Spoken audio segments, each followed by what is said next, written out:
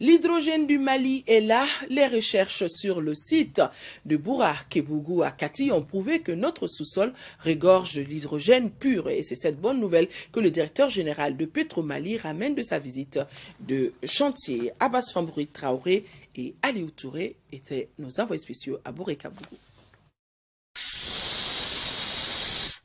C'est un don de Dieu, ce site gazier d'hydrogène de Boura Kébougou.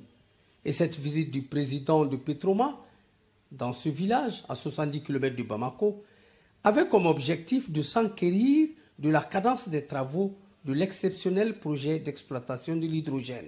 Notre sous-sol ici, dans un rayon d'1 kilomètre, est d'une richesse inégalée encore. Je suis dans l'industrie depuis presque 35 ans. Ça, c'est la première fois que je fais un projet de cette envergure. L'hydrogène, c'est la première fois que je fais ça.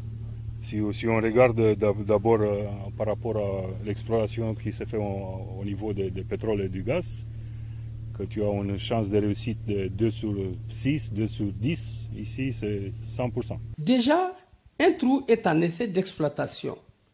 Depuis 2013, le village de Boura Kébougou est électrifié, en plus de servir aux commodités du camp. C'est alors le couronnement de beaucoup d'efforts.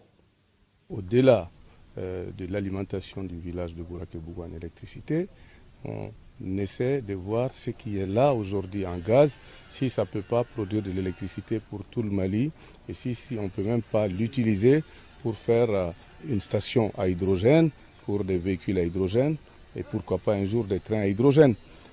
On essaie de voir également si on peut utiliser pour faire des engrais. Le Mali est aujourd'hui le seul pays au monde où l'hydrogène naturel a été utilisé pour produire de l'électricité.